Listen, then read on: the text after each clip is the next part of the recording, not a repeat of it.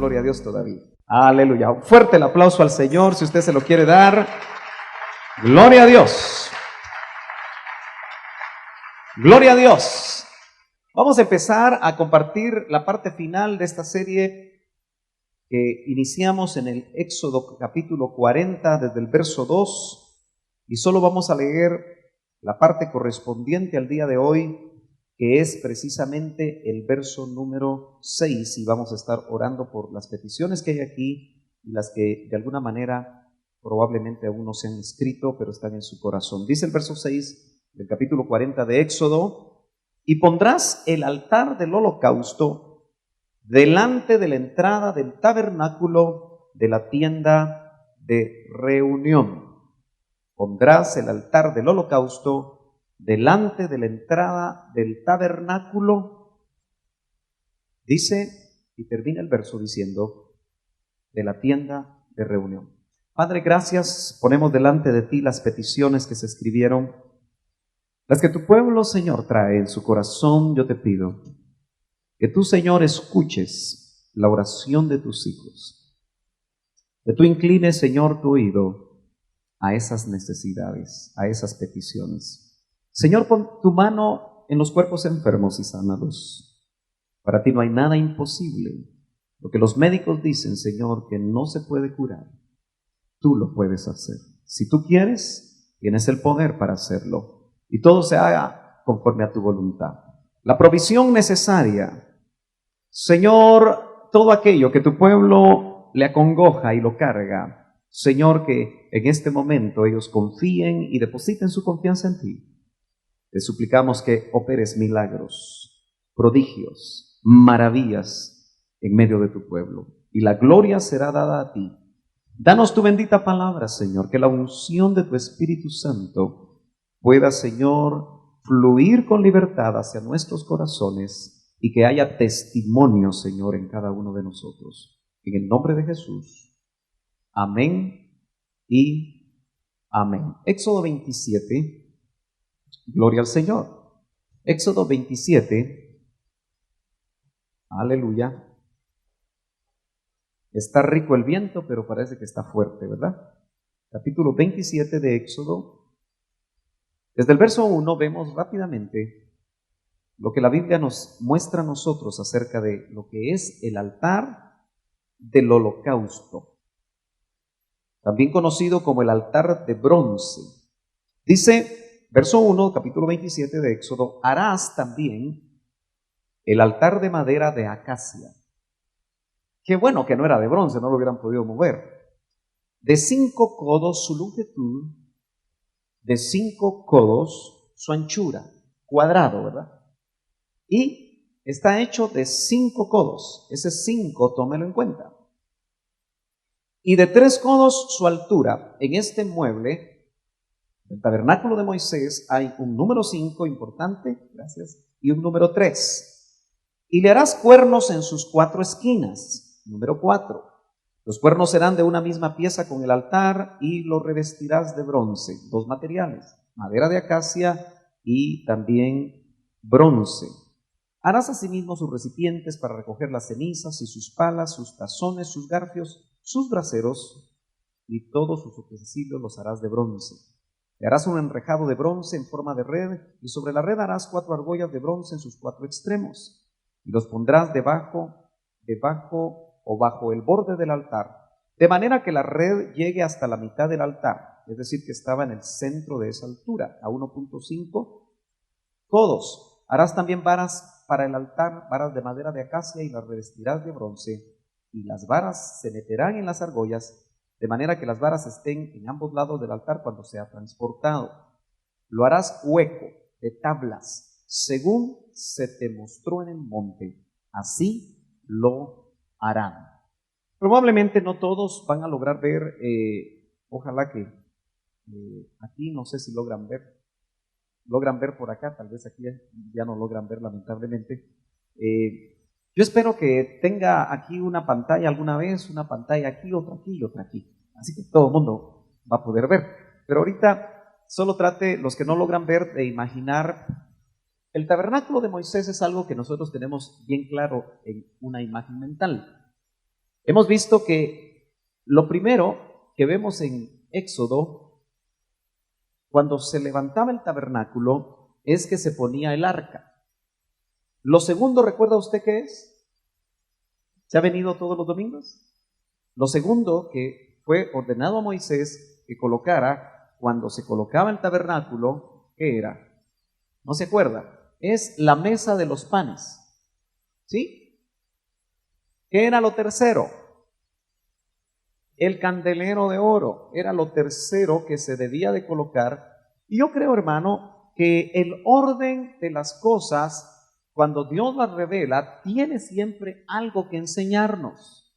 Luego vemos que la cuarta cosa que se colocaba era el altar de oro o el altar del incienso. La quinta cosa que se colocaba, ¿cuál cree usted que es? La acabamos de leer. El altar del holocausto. Y la sexta cosa, que la veremos con la ayuda del Señor el próximo domingo, si Dios lo permite, es la fuente del agua o el lavacro.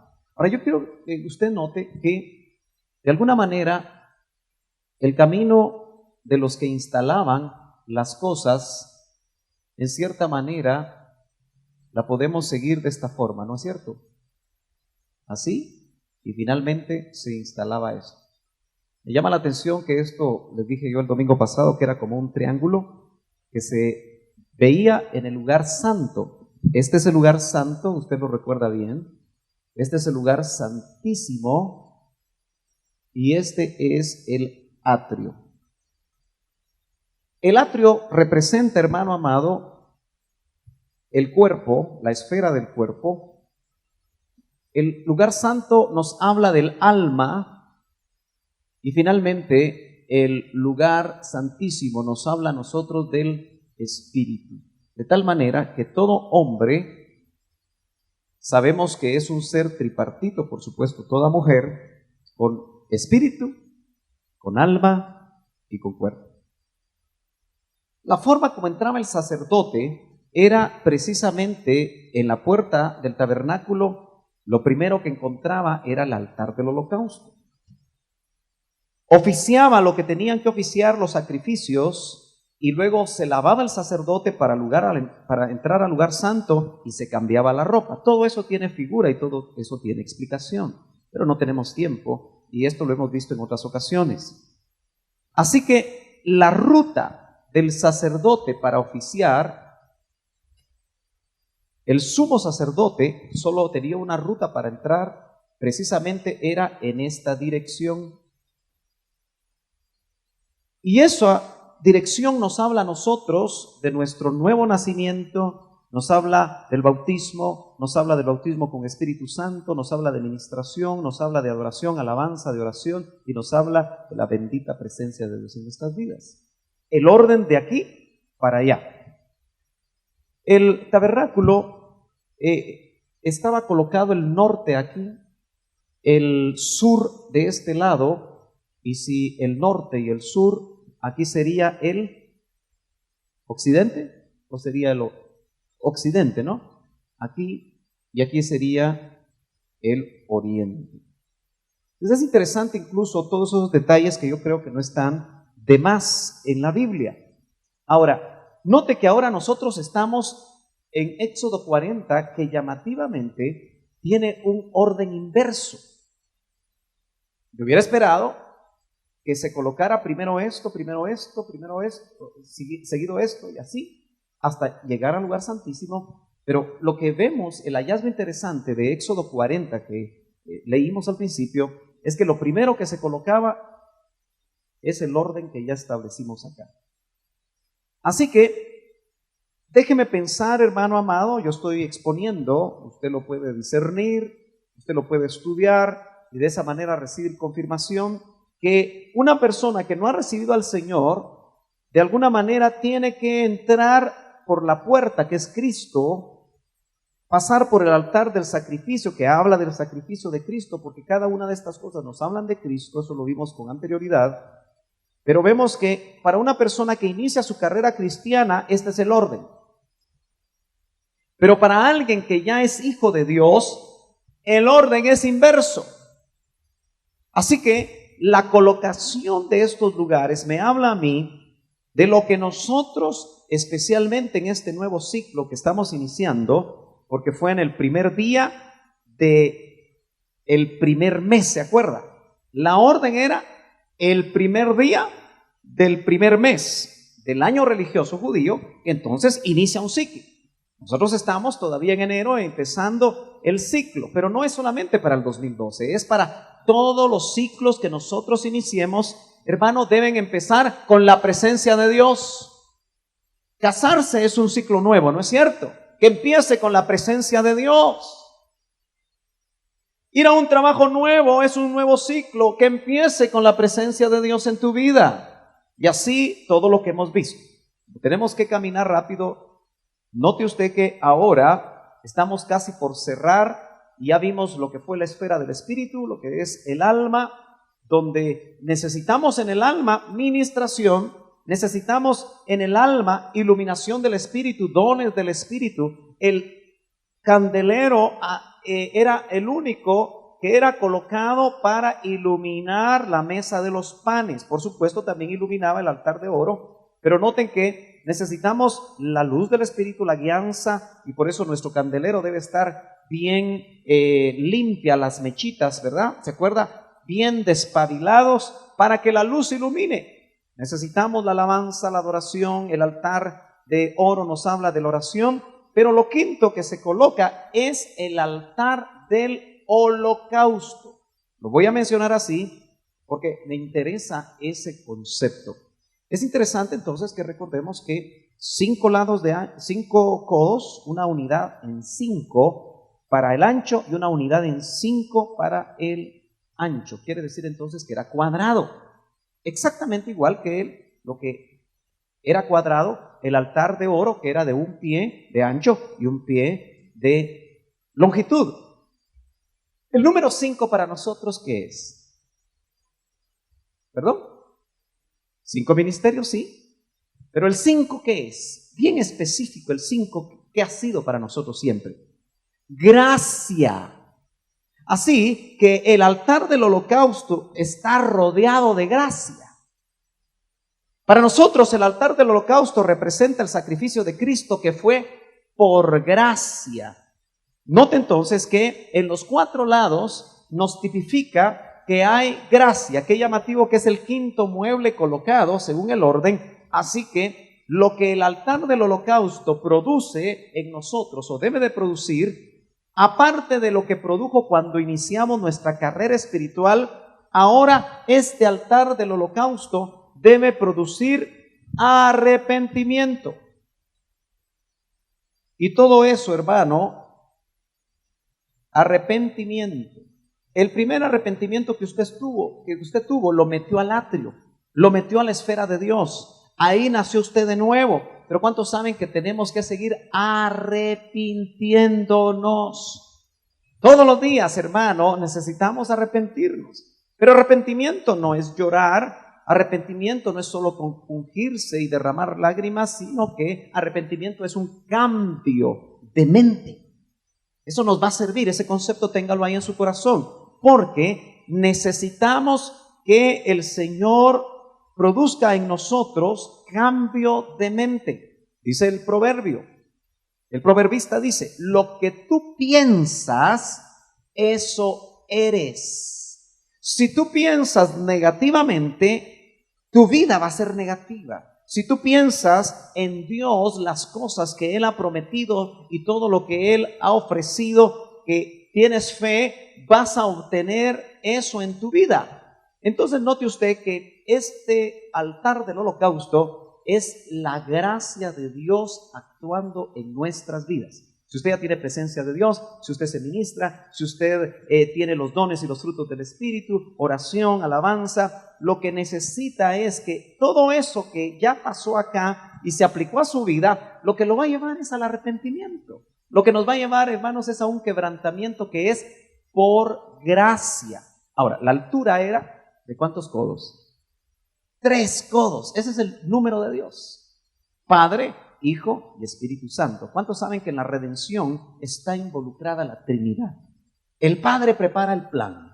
El Hijo lo ejecuta a través del poder del Espíritu Santo. Dice el misterio de la piedad, dice, cuán grande es el misterio de la piedad. En 1 Timoteo capítulo 3 y verso 16, usted lo puede leer despacio, pero ahí dice en una frase que Cristo fue justificado por el Espíritu, vindicado por el Espíritu. Es decir, el Espíritu eterno, dice en Hebreos, que fue el que lo llevó a hacer el sacrificio, porque este altar del holocausto, el primero que fue hecho por nosotros para ser salvos, no los machos cabríos, no los toros, sino que el Cordero de Dios que quita el pecado del mundo, dice la Biblia que no solamente derramó sangre, sino que también fue hecho holocausto en sustitución suya y en sustitución mía, por gracia.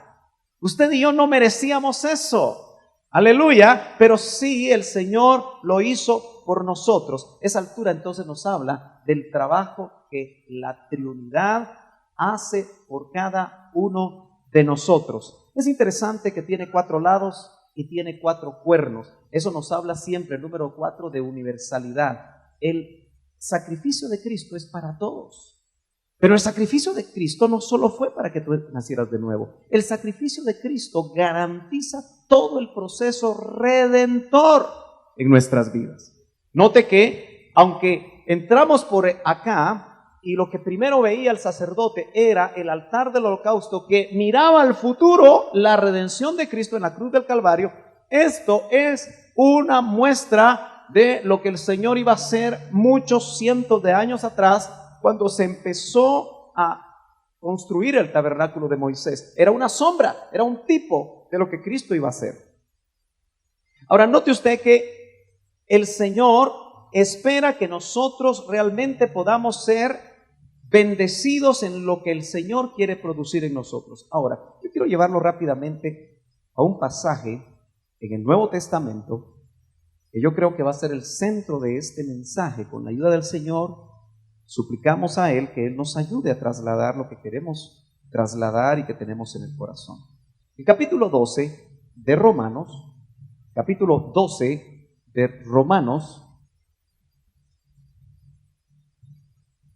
el apóstol en ese capítulo inicia un nuevo cuerpo de enseñanza. El apóstol Pablo, en el compendio de doctrina que le fue revelada para la iglesia, cada capítulo anterior tenía un propósito. Yo diría que tenía el propósito, déjeme decir lo que voy a decir, pero del capítulo 1 al capítulo 11, sacerdote entrando en el tabernáculo de Moisés, porque el capítulo 1 trata de revelar el apóstol de parte del Señor a todo hombre que sin Dios no puede encontrar salvación. Y en el capítulo 1 agarra al hombre pagano, al hombre que estaba sin ley, al hombre de cualquier parte que sin tener ley, dice la Escritura, sin tener revelación aparente como la tuvo el pueblo de Israel, iba a recibir de parte de Dios a través de la creación misma un testimonio del Dios creador. De modo que, dice el capítulo 1, no tienen excusa los hombres paganos. Pero en el capítulo 2 empieza a hablar del hombre religioso, hasta que llega al capítulo 3 y dice, por cuanto todos pecaron, el hombre pagano, el hombre religioso, todos los hombres, después de explicar cada uno de ellos cómo pretendían ser salvos, dice la Escritura en el capítulo 3, verso 23 de Romanos, por cuanto todos pecaron, están destituidos de la gloria de Dios. Ningún hombre puede entrar, a menos que haya altar del holocausto. No sé si me está siguiendo. Así que el capítulo 4 lo dedica para explicar hasta por ejemplos que la salvación es por fe.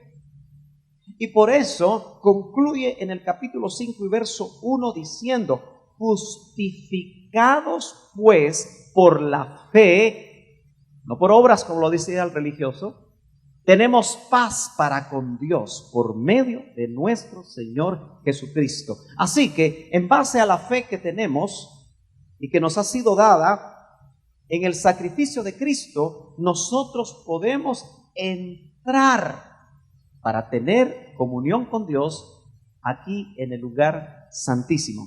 Pero es lindo porque cuando usted experimenta eso, lo primero que le dan vida es al Espíritu. Fíjese que usted está entrando al atrio.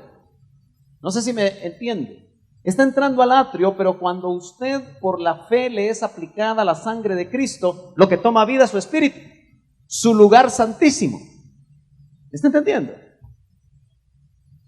Es lindo saber que cuando empieza ese trabajo, entonces el Señor desde ahí empieza a trabajar nuestra alma. Así va caminando el apóstol en el capítulo 6, hablándonos del bautismo en agua. En el capítulo 7 nos habla de esa lucha del hombre que no puede hacer lo que quiere, ni puede, de la ley de los miembros. El capítulo 8 dice que a través solamente del Espíritu nosotros podemos tener verdaderamente victoria en Cristo. El capítulo 9, 10 y 11 nos habla un poco de Israel, pero también nos habla de nosotros, y así empieza el capítulo 12 diciendo: por consiguiente. Su versión debe decir, probablemente si es Reina Valera, por tanto.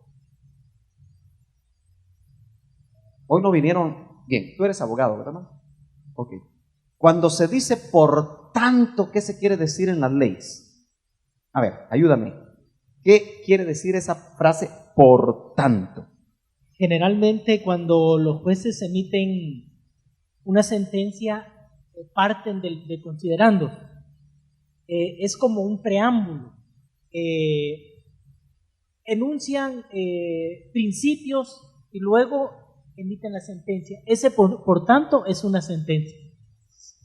Quiere decir que desde el capítulo 1 hasta el capítulo 11, Dios viene hablándole al hombre.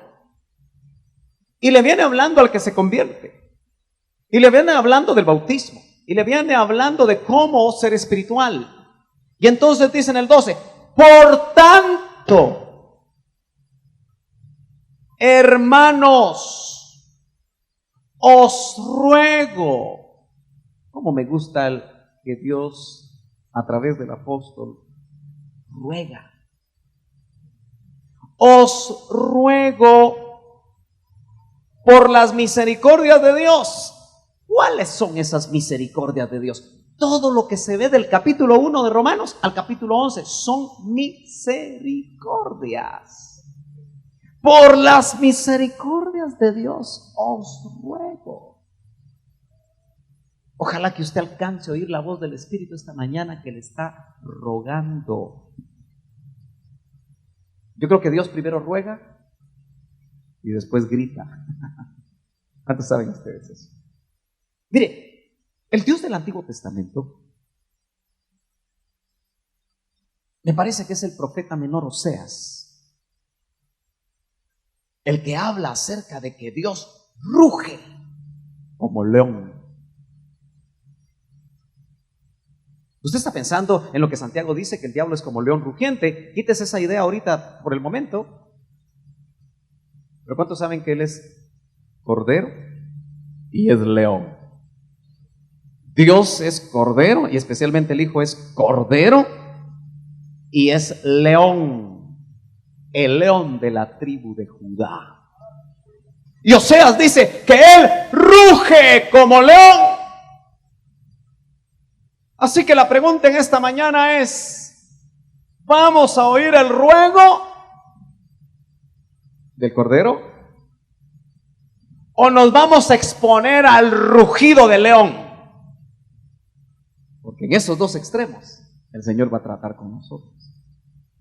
Yo espero ser dócil para oír el ruego del Cordero, hermano. No quiero el rugido del león. Porque cuando en Oseas rugía el león al pueblo de Israel, era un rugido terrible porque el Señor iba a enjuiciar ese pueblo que no quiso oír el ruego. Amén. Ruego por las misericordias de Dios que presentéis vuestros cuerpos como víctimas. Hay muchas versiones que dicen víctima en lugar de sacrificio. Sus Biblias dicen sacrificio, ¿verdad? Pero está bien. Pero cuando el apóstol Pablo está hablando de Romanos 12, dando ese por tanto, yo le aseguro que él está visualizando esto, el altar del holocausto,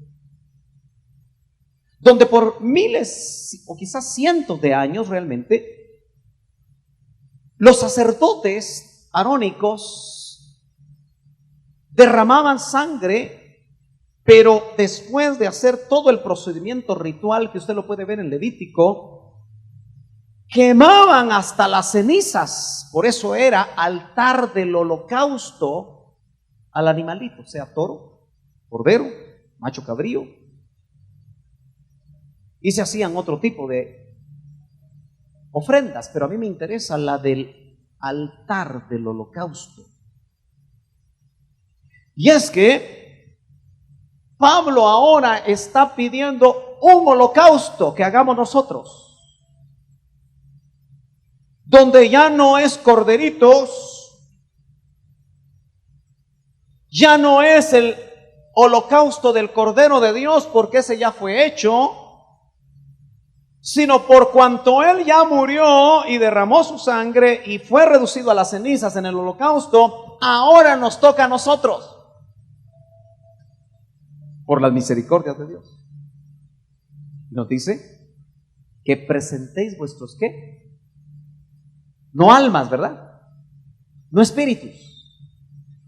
Y no está el altar del holocausto hablándonos de la esfera del cuerpo. No es casualidad.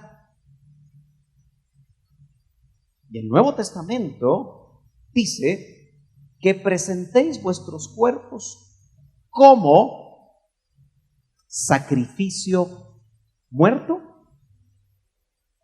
Estos, después de ser degollados, serán sacrificios muertos. Pero a nosotros nos piden que nosotros voluntariamente, por las misericordias de Dios, nos subamos como se subió Isaac al altar. Sacrificio vivo, consciente, voluntario. Pero no solamente dice vivo, sino que dice santo.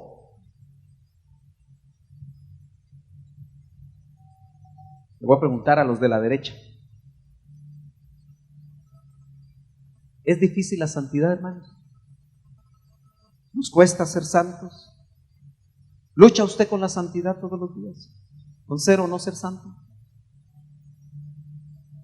Este grupo grande que está aquí, ¿les cuesta buscar la santidad? ¿Sí? Ya somos santos por Cristo Jesús, pero tenemos que probarlo. A todos los que estamos aquí nos cuesta ser santos, ¿verdad? Apartados para Dios. Pero nos piden que voluntariamente decidamos subirnos al altar nosotros. Ahí no va a haber sacerdote que te suba. Ahí no va a haber ministro que te obligue, porque es sacrificio voluntario. Y es vivo, porque estamos conscientes de lo que estamos haciendo. Entonces, el interés del Señor es que nosotros, hermano, podamos entender que Él lo que pide de nosotros es que seamos un sacrificio vivo, voluntario. ¿Sabe que ese nombre del altar del holocausto, el concepto que transmiten los estudiosos, es que ese altar se puede definir como el lugar de la matanza? literalmente. El altar del holocausto es el lugar de la matanza. Y Dios quiere matar tu ego ahí, en ese altar. Dios quiere matar tus planes personales, tus conceptos propios, hasta tus interpretaciones propias las quiere matar. Él quiere matar tu pecado ahí, tus tendencias las quiere llevar al lugar de la matanza. Esos varones que no se conforman con su esposa nada más y tienen ojos para otra, eso lo quiere llevar el Señor al lugar de la matanza.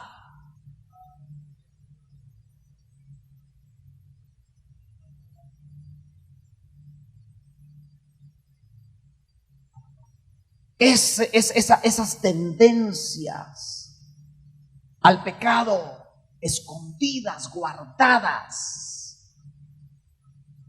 que se hacen en la oscuridad, en lo apartado, donde se cree que nadie mira.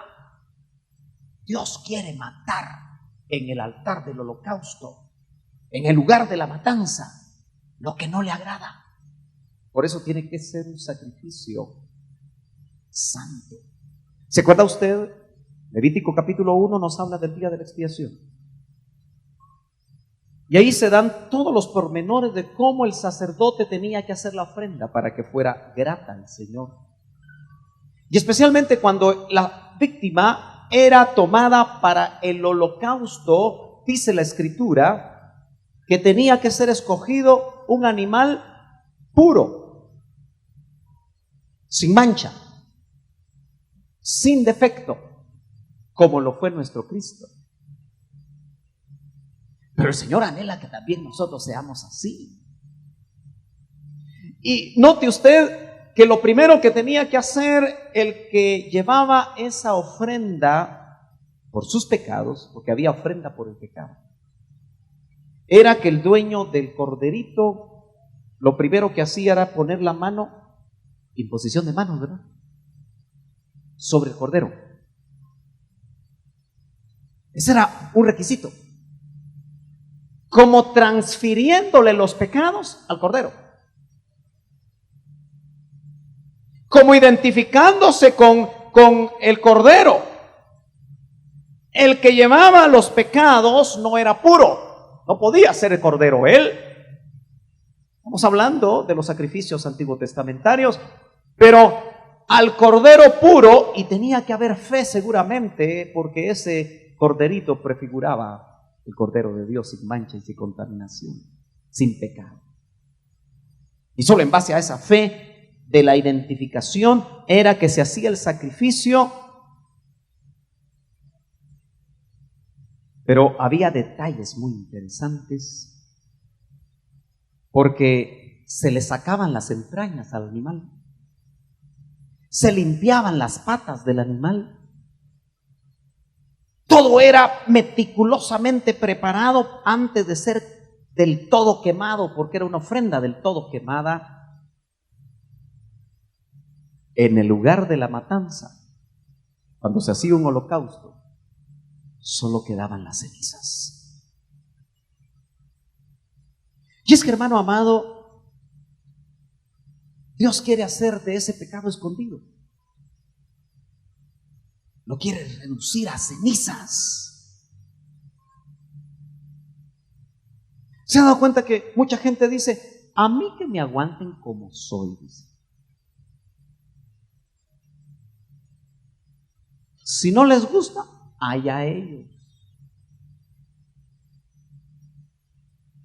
Cualquier parecido es pura coincidencia.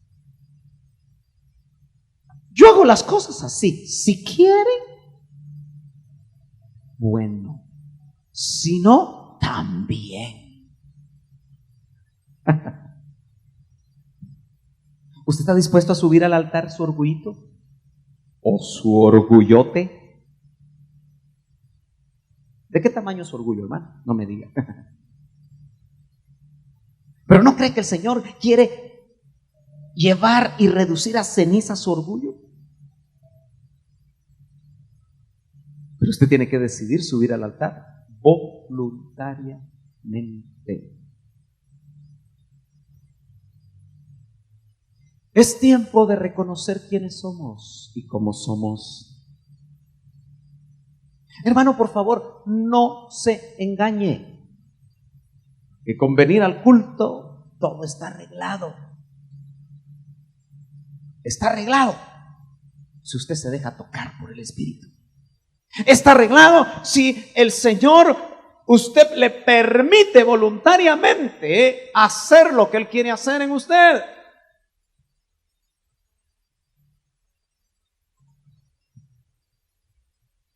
Yo meditaba hoy temprano sobre este pasaje de Romanos 12.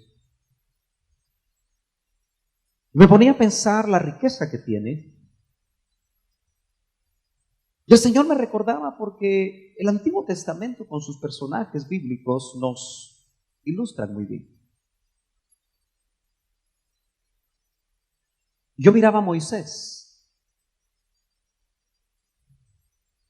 que por 40 años lo prepararon para ser egipcio de pura cepa, aunque no era egipcio. ¿Cierto o no?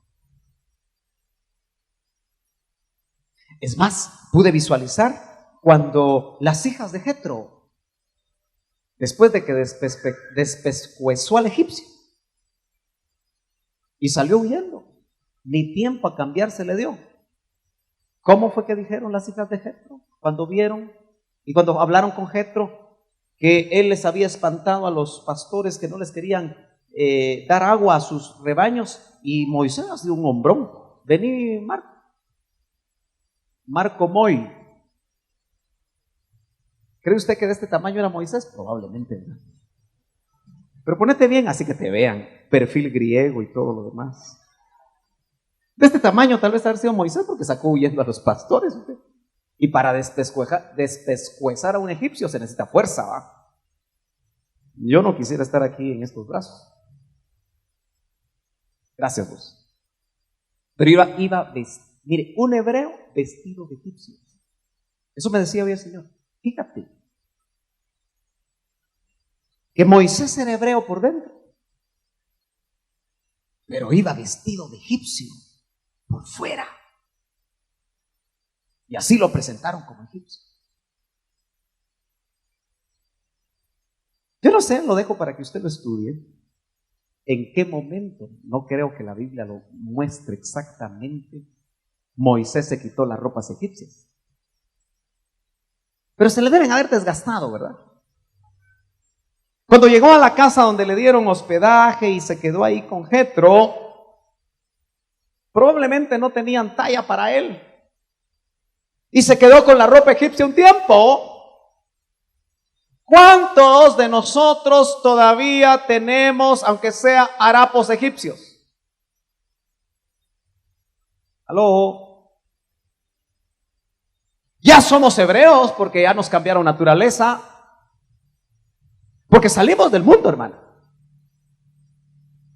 Salimos de Egipto. La pregunta es, ¿ya salió Egipto de nuestros corazones? Porque el pueblo de Israel, note usted que cuando iba ya fuera de las garras de Faraón, porque el ejército fue destruido, pasaron un mar donde al cerrarse ya no podían regresar a Egipto, pero Egipto iba en sus corazones. Soñaban con los puerros y las cebollas. Hasta mentirosos eran, porque yo no creo que los egipcios les daban carne cuando eran esclavos, hermano.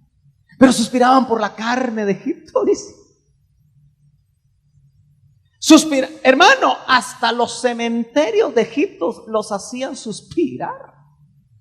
Nos vas a dejar aquí tirados, Moisés, en el desierto. Allá por lo menos había cementerios en Egipto, decían. Pero lo más tremendo que les pasó a los israelitas es que eran libres. pero todavía en su mente no renovada seguían siendo esclavos. Yo no sé en qué momento el hebreo se quitó las vestiduras exteriores egipcias, pero cuando lo vemos de regreso a Egipto, ¿sabe qué vestiduras traía? Vestiduras de pastor. Ya traía vestiduras hebreas, probablemente. Pero ¿cuántos años pasó Moisés en el desierto pastoreando no eran ovejas, eran cabras de Jetro? Es difícil pastorear ovejas, imagínese pastorear cabritas. Las cabras solo brincos son, ¿verdad? Qué difícil es agarrar una cabra que se subió a lo más alto, a lo escarpado de la montaña, es difícil. Por eso habemos pastores que queremos agarrar a la ovejita, que parece cabrita, y que cuando uno siente se salió del redil y anda por allá y no se da cuenta del peligro en el que anda. Déjeme pensar que 40 años fueron suficientes para sacar del corazón la contaminación de Egipto para Moisés. Un día por cada día en Egipto fue necesario para sacarle a Moisés lo mundano de Egipto y las contaminaciones de todo tipo que podrían haber en Egipto. Y qué casualidad que a los 80 años el Señor le da el plan. Y regresa como hebreo a salvar a los hebreos. La primera vez como egipcio los quiso salvar y no le funcionó. Actuó con su superioridad, actuó con su prepotencia, actuó con su fuerza. Muchos de nosotros, hermano, queremos ayudar a los de nuestra casa y todavía estamos vestidos de egipcios. Por eso terminamos dañando a los nuestros. Ahora, qué casualidad que el pueblo de Israel, en el tercer ciclo de 40 años para Moisés, el pueblo de Israel, toda una generación, murió postrados en el desierto. Y déjeme pensar en voz alta. Egipto no salió de sus corazones. Vimos en la escuela dominical hasta la jornada, ¿cuál fue el último que predicó de escuela dominical? ¿Qué jornada le tocó? Como la 20 y pico, ¿verdad? ¿24? 24 jornadas. Y en el monte Seir dieron vueltas y dieron vueltas y dieron vueltas y cada vez daban más vueltas hasta que el Señor le dijo, dejen de dar vueltas alrededor del monte Seir. Pasaban por las mismas cosas una y otra vez, porque el Señor en su misericordia quería que Israel sacara a Egipto del corazón, que cambiara su mentalidad de esclavo, para que cuando entraran a Canaán, entraran como libres. Y esa generación, salvo dos, ¿me entendieron? Yo regreso a Romanos 12. Dice, vivo, santo y aceptable o agradable a Dios, que es vuestro culto racional. Esa frase es muy conocida y las nuevas versiones dicen vuestro culto espiritual. Otra versión dice vuestro culto aceptable o vuestro culto razonable o el culto que un hombre razonable debe de hacer. Esa es la idea. Hermano, el culto no es nada más. Porque yo puedo andar con mi carnota.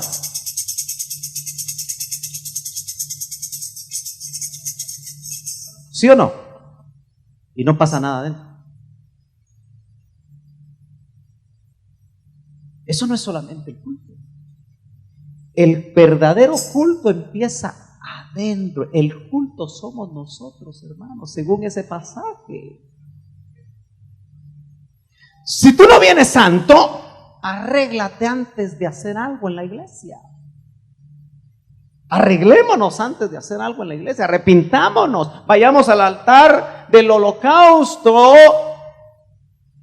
porque nosotros somos el culto.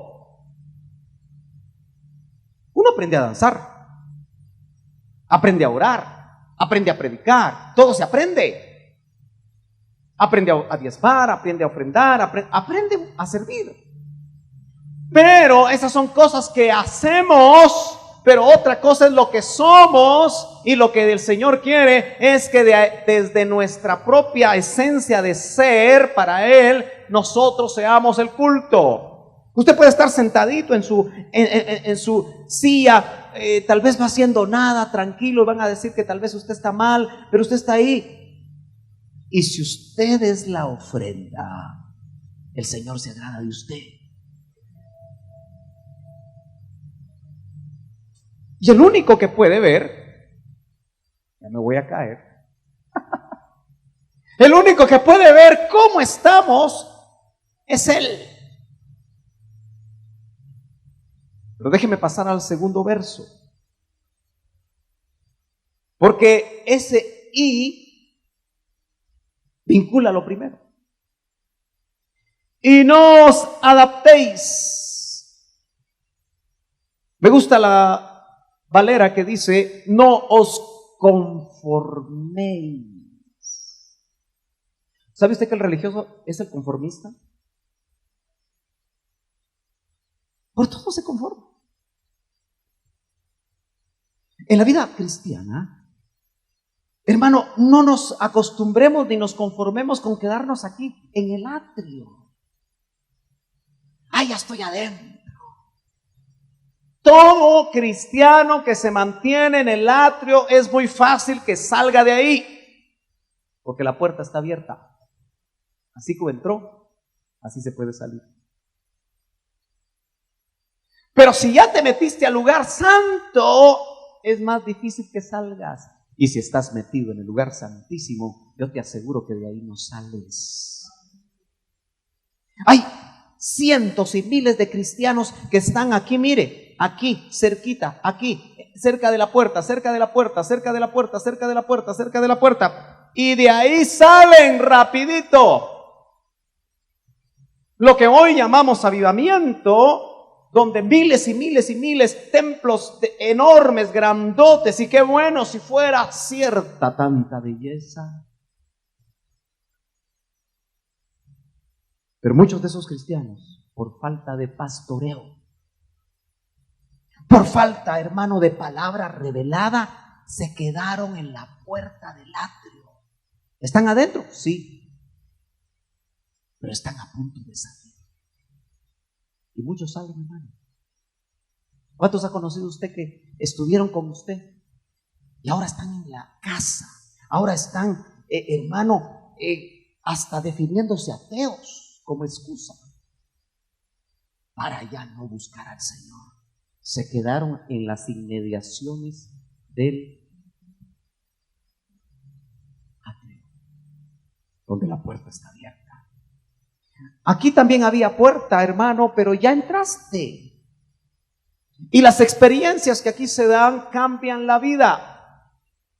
No nos conformemos. ¿Cuántos aquí estudian en la universidad? Levántame bien la mano. No es pecado, hermano. Levántame la mano. ¿Por qué estudia usted en la universidad? Porque usted no es conformista. ¿Le cuesta estudiar? ¿Cuesta o no cuesta? ¡Ey! Cuesta. Pero usted quiere no ser conformista. Quiere algo diferente. Quiere ganarse la vida de otra manera. ¿Por qué en la vida espiritual nos conformamos? Cultito de domingo. Conformes. Hermano, en la vida espiritual debemos de pedir lo más alto. Metámonos hasta la cocina, hermano. Agarremos todo lo que podamos en las cosas de Dios, porque esas son eternas. Tus doctorados, tus maestrías, tus licenciaturas, aquí se quedan en la tierra y te costaron un montón. Pero qué rico se siente que le digan a uno, Don Magister, MA, PhD. Hasta entorna uno los ojos. Dígame, licenciado. Licenciado. Doctor. ¿Ya se dio cuenta usted que se llenó de doctores la iglesia? Parece hospital. Lo peor está que no curan a nadie.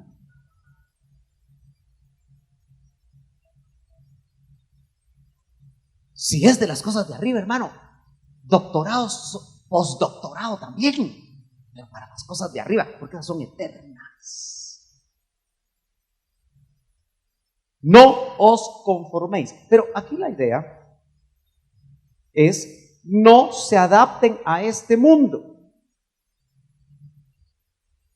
Fíjese, hermano, que el concepto griego de esa palabra es que hay un molde.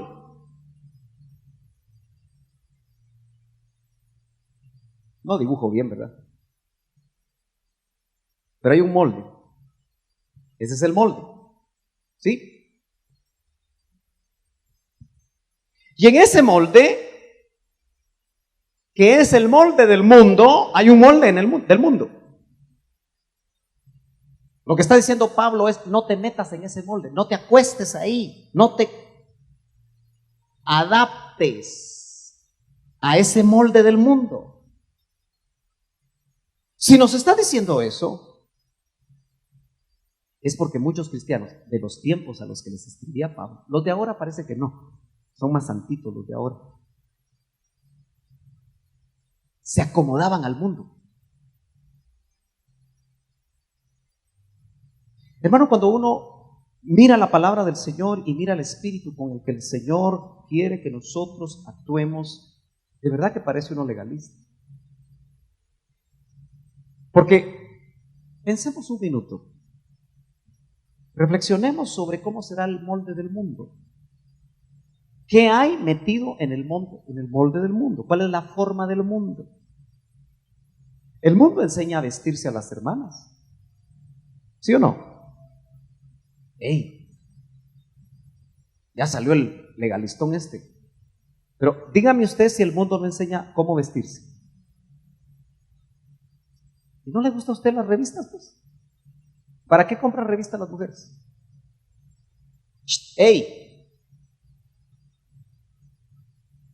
El peinado de moda.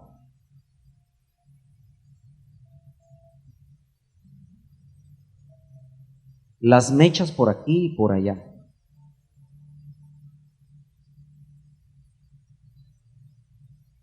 ¿Es el mundo el que enseña eso?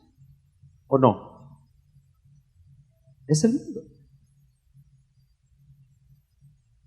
El mundo enseña muchas cosas, hermano. El molde del mundo tiene muchas cosas que no le agradan a Dios. Qué bueno que el doctor decía, y que la Biblia también lo respalda, y eso es lo interesante, que en la Biblia no hay figurín cristiano, ¿verdad? No hay figurín cristiano en la Biblia. Así que cuando en las iglesias le dicen, mire, hasta el tobillo, las hermanas, ¿será que es bíblico eso? ¿Lo dice la Biblia? Dice abajo de la rodilla, arriba de la rodilla. ¿Dice eso? Dice escotes hasta el ombligo. O escotes hasta el esternón. O cuello de tortuga. ¿Dice eso? No, no hay figurín cristiano. Solo hay principios. Y por eso la frase interesante, ¿verdad?, de aquel ministro iluminado por el Señor: el que tiene Espíritu Santo sabe cómo vestirse. Porque es el Espíritu que te dice, sube el escote, baja la falda, más flojita. ¿Cierto o no? Y también a los varones, ¿verdad? Ahora son metrosexuales los varones. ¿Sabe usted que ahora los varones también van al salón sin ser del otro lado?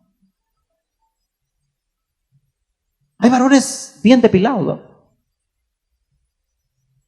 Y no necesariamente son homos. Bien trabajaditos, con sus faciales, sus manicures y pedicures. Varones, bien cuidaditos todos, bien finitos. ¿Quién está enseñando eso? El mundo. Y dice, no os adaptéis a este mundo. Eso es demasiado amplio. Pero yo se lo resumo en una cosa. Moisés iba vestido de egipcio circunstancialmente. Pero también habla de que por dentro nosotros podemos, hermano, ser ya hijos de Dios y todavía tener cosas externas que nos adaptan al mundo. En otras palabras, ¿cree usted que el Hijo de Dios debe hablar diferente? ¿Cree que el Hijo de Dios debe hablar diferente?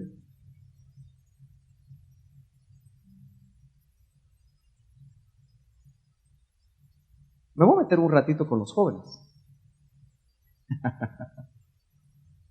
Bueno, nosotros también trajimos nuestro caló de aquel tiempo, ¿verdad? A la madre. ¿De dónde se sacaron esos los patojos? No sé, ¿de dónde vienen? No le he seguido la pista. Pero cada cosa que les impresiona a los patojos es a la madre. ¿Sí o no? ¿De dónde se lo sacaron? Del molde del mundo.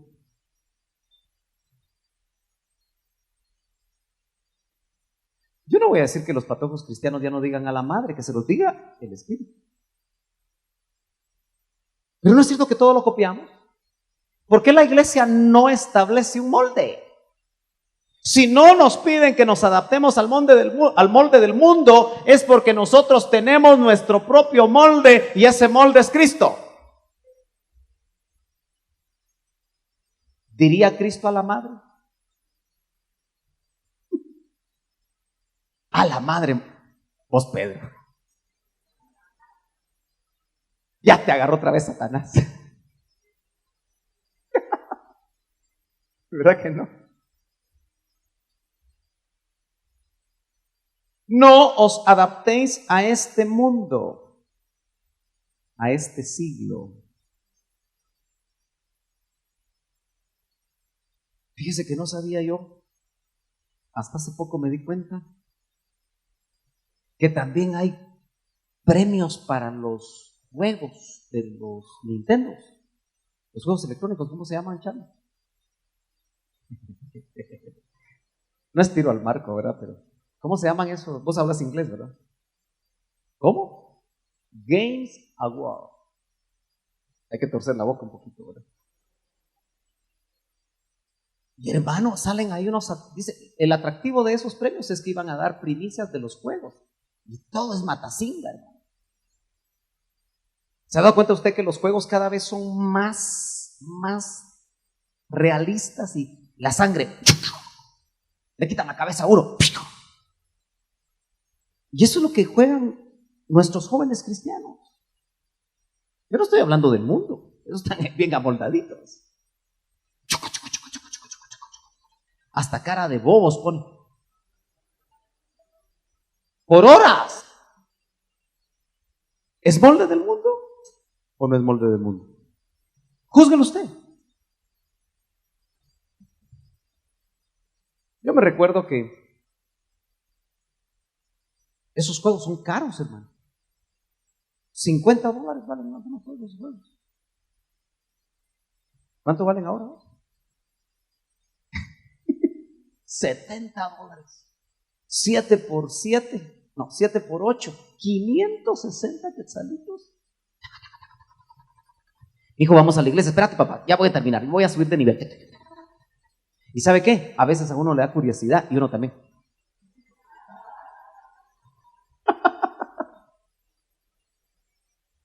¿Cuánto tiempo quita eso?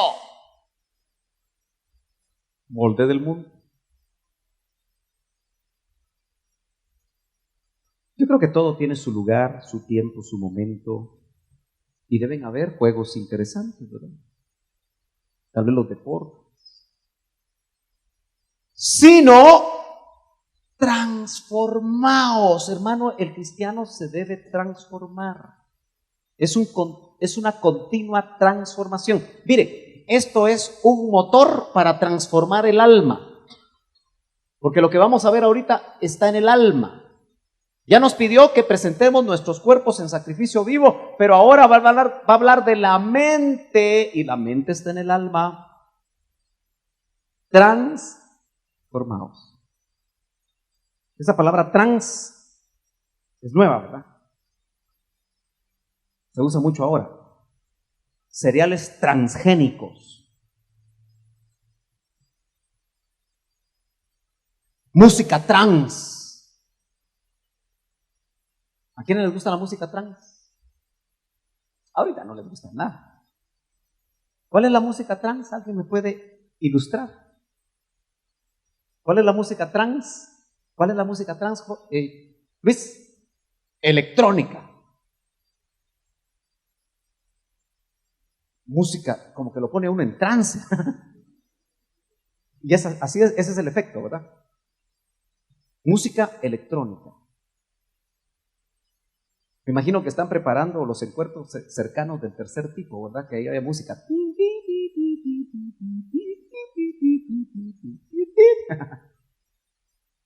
Aquí dice, transformaos. Pero el griego es metamorfeo. Metamorfeo. Meta habla de una dirección. Morfe es forma. Y lo que nosotros estamos bastante familiarizados es con la metamorfosis. Del gusanito feo, ¿a quiénes les gustan los gusanos?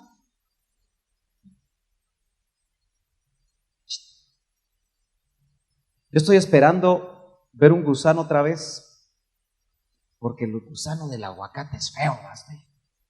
Verde. Ahora el choconoy produce fiebre, ¿verdad? Pero son feos los gusanos. Bueno, la metamorfosis del gusano transforma lo feo en bello, mariposas. Ahora la metamorfosis de las ranas, no, siempre son feas. De renacuajo a ranas siempre son feas. Pero esa es la idea. Transformaos. ¿Pero mediante qué? La renovación de vuestra mente. Lo que el hombre piensa, eso es. Egipto no salió del corazón, de la mente de los israelitas en el desierto. Mucho me temo que mucho cristiano sigue teniendo en su mente, en su alma. Mire, hermano, yo me he sorprendido últimamente, y es falta de ministración. Los cristianos de hoy andan con sus boleros. Y todavía le dicen a uno, ¿y qué de malo hay?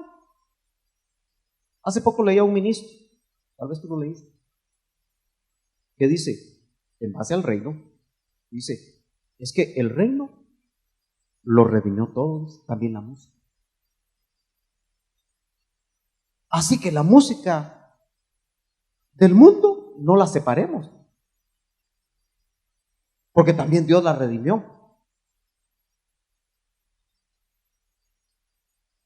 En una iglesia que no voy a decir el nombre, pero fíjese usted que en el mismo lugar donde se hace el culto al Señor, se hizo el evento Miss Guatemala. En el mismo lugar. Y se renta para eventos. ¿Será cierto que en estos tiempos no tenemos que hacer separación entre lo santo y lo profano, hermano? ¿Será cierto eso? ¿Será lo que Dios está buscando? Y cuando usted va a rentar el lugar, le dicen, lo único que no permitimos son bebidas alcohólicas.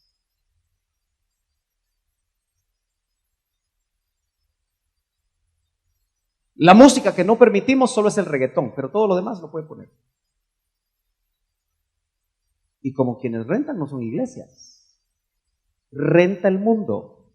Entonces, si usted pone cumbia, amén, en el mismo lugar donde se hace el culto al Señor.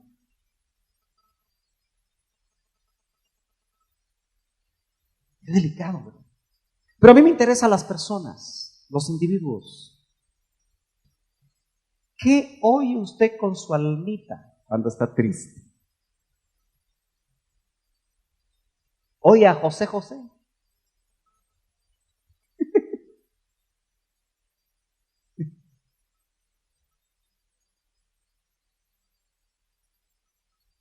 ¿No será que José José todavía lo lleva en el corazón?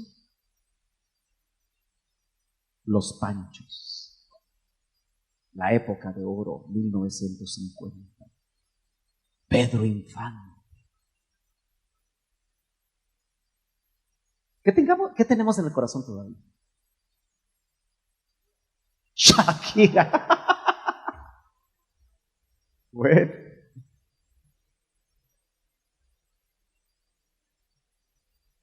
Lo tremendo es que no tiene buena voz. Yo creo que son los movimientos, ¿verdad? Los que hacen que los hombres la vean, porque buena voz no tiene. ¿Aló? Hermanos amados, dice, renovaos o transformaos mediante la renovación de vuestra mente. Efesios dice, renovaos en el espíritu de vuestra mente. Tiene que cambiar el espíritu. Note, mente es alma, espíritu es espíritu. Y dice, renovaos, Efesios 4:23, en el espíritu de vuestra mente. El espíritu nos quiere cambiar la mente, nos quiere renovar la mente. Incluso para todos los que les está pareciendo lo que estoy enseñando demasiado duro, demasiado difícil, demasiado utópico, me dijo una vez alguien, es que eso no lo podemos alcanzar, vos no. Tal vez él no lo quiere alcanzar. Una cosa es que no lo quiera alcanzar y otra cosa es que lo podamos alcanzar, porque la Biblia dice que sí podemos ser transformados. Es cierto, vamos siendo transformados de gloria en gloria, de gloria en gloria. Hermano, yo espero que cada culto del que usted sale o de cada encuentro que usted tiene en lo secreto con el Señor, usted y yo salgamos transformados. Pero note que el medio es renovación de la mente. Cuando estamos medios trabaditos, se busca al psicólogo, ¿verdad? No sabemos que el psicólogo está más trabado. Por ahí platicaba yo con algunos que en la escuela de psicología, yo recuerdo que teníamos un discipulado en los tiempos que yo era estudiante universitario, hoy es pastor el que estudiaba en psicología, e íbamos a psicología y ahí nos contaban los cristianos que nos reuníamos a orar en las aulas de psicología de la Universidad de San Carlos hace mucho tiempo. Que hay casi la mayoría sus pitillos. No, yo gracias a Dios no, pero así se ve, ¿verdad?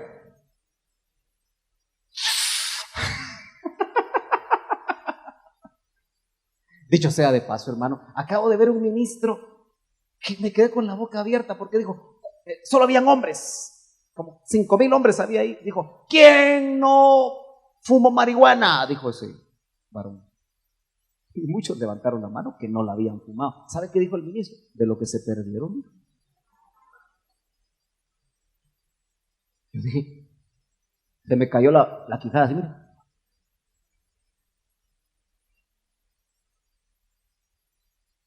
transformados por medio de la renovación de la mente.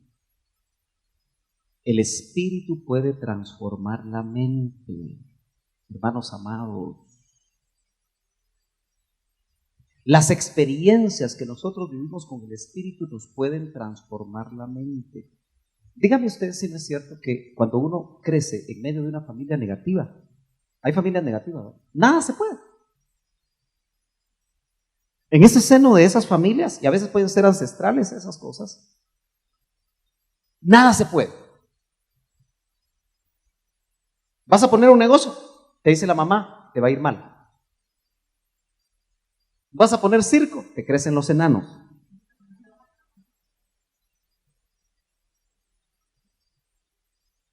Hay familias así, ¿verdad? Todo es negativo.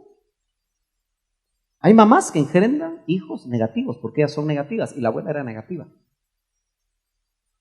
Se vuelven cristianos, es decir, nacen de nuevo, porque eso de se vuelven cristianos es religioso, ¿verdad? No, nacen de nuevo. ¿Y qué cree usted que quiere hacer el Espíritu? Cambiar la mente. Pero no a través de un pensamiento positivo, a través del poder del Espíritu Santo y a través del poder de la palabra, para que las promesas de la palabra usted las crea, y cuando usted las cree, eso, hermano, cuando se vuelve un rema, no un logo, sino que un rema en su vida, usted cree la palabra aunque nadie la crea en su casa. Eso renovó su mente. Ahora usted cree que en Cristo todo lo puede. En teoría, no deberían haber familias cristianas negativas, y no todo lo podemos en Cristo. Yo ya le he contado, ¿verdad?, que mi mamá, en su anhelo de bendecirme, cuando cumplí 15 años, mandó hacer con... Usted sabe que siempre el oro se pierde así, se pierde un aretito de oro y uno guarda el arete de oro. Así son las señoras, ¿verdad? Entonces tenía ahí unas sus cosas guardadas y me mandó hacer una pequeña Biblia con su cadenita. No le voy a decir que usted mande a hacer lo mismo, ¿no?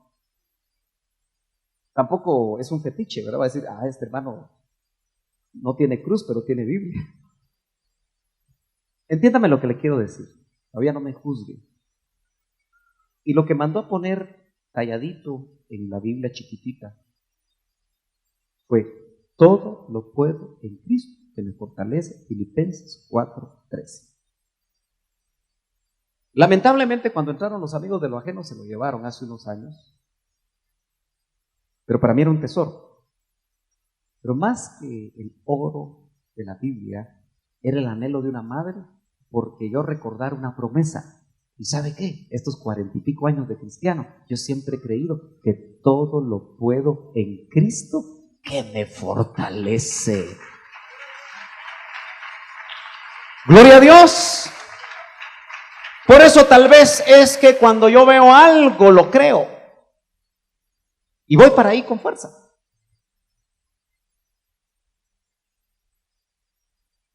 Hace poco le dije a mi hija que empezó su maestría: no tengo para cubrirte la maestría, pero por fe sí tengo, le dije. Y ya empezó su maestría.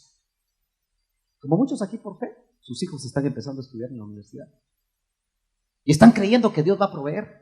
Pero si yo, hermano, creo, es que no tengo, es que no sé qué, si solo veo mis circunstancias y en lugar de ver para abajo, yo empiezo a levantar mi mirada hacia arriba, hacia aquel que ha prometido proveerme lo que necesito, mi mente es renovada. La palabra de Dios renueva la mente. Lo que antes no podías hacer, ahora lo haces. Había gente tartamuda que ahora es tremendos predicadores. Hay gente tímida que ahora tiene una tremenda autoridad en Dios, porque no viene de Él, sino que le renovaron la mente. ¿Cuántos dicen amén? ¿Cree usted que puede salir de las deudas que tiene? ¿Lo cree con todo su corazón? ¿De verdad lo cree? ¿Cree que este año Dios le puede? Y no estoy proclamando libertad financiera, por favor. ¿Pero cree usted que este año podría ser un año donde Dios lo sacara a usted de sus deudas? Ay, hermano, si me faltan 15 años, no importa. Porque mucha gente que está endeudada está atada. Y Dios no quiere que usted y yo estemos atados. Así que si usted está cero deudas, siga así, mi estimado hermano. Con Yadi, cuando salimos de una tarjeta, al micro las metías, ¿verdad? Salga de una tarjeta y métala al micro. Ay, no, es como quiero mi tarjeta. Me costó un montón llegar a oro. Quiero mi platino, un platanazo el que te vas a dar en las finanzas. ¿Cierto o no? Trabaja uno para los bancos, hermano. 47% de interés anual. Y si te atrasas un mes, te va subiendo. Y me imagino que una deuda rápidamente en un año que no se paga, se duplica, 100% de interés. Y uno como negrito, ¿verdad? Va de trabajar para don banco tal y para don banco cual. ¿Pero quién lo decidió? Nosotros. Tenemos que renovar la mente. Si a usted una tarjeta le hace daño, termínela de pagar y destrúyala y gaste lo que usted gana. Y si no, espere un milagro de Dios. Pero nosotros corremos al banco para los milagros. Fíjese que qué milagro. Me dieron mi tarjeta. ¿Cómo no te la van a dar si te la regalan? Mientras te agarran. ¿Sí o no? Tenemos que renovar la mente. Yo voy terminando. Es que hoy no sé dónde me puse el reloj. Señor. Yo termino. Dice, para terminar, para que verifiquéis cuál es la voluntad de Dios. Sin mente renovada, entonces se nubla la voluntad de Dios. Si no renovamos la mente, no vamos a comprobar la voluntad de Dios, lo que es bueno, aceptable y perfecto. ¿Qué es lo que vamos a llevar al altar del holocausto a partir de hoy? ¿Tu plan de casarte con ese inconverso? ¡Ay! ¿Por qué a las patojas cristianas les gustan los inconversos, hermano?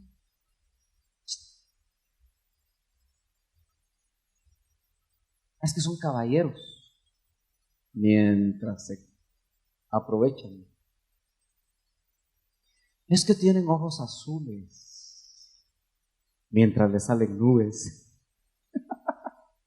Ay, es que qué esbeltos. Sus, ¿cómo se llaman aquí? Cuadritos, ¿verdad que saben las patojas? Sus cuadritos, dice. Sus cuadritos. Y después a la vuelta de la esquina, panzones, usted. La que se enamora a los cuadritos.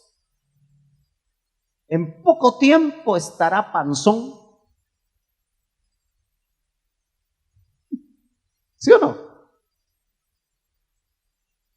Solo Yadi no vio panzón. Ya más o menos, pita con nudo. Pero hermano amado, ¿qué es lo que hoy el Espíritu Santo te va a pedir que dejes en el altar del holocausto para que se consuma? ¿Estás dispuesto a entregar algo en el altar del holocausto? Yo no sé qué tengas que entregar hoy, pero Dios quiere que entregues algo que no le agrada. Incline su rostro, hermano.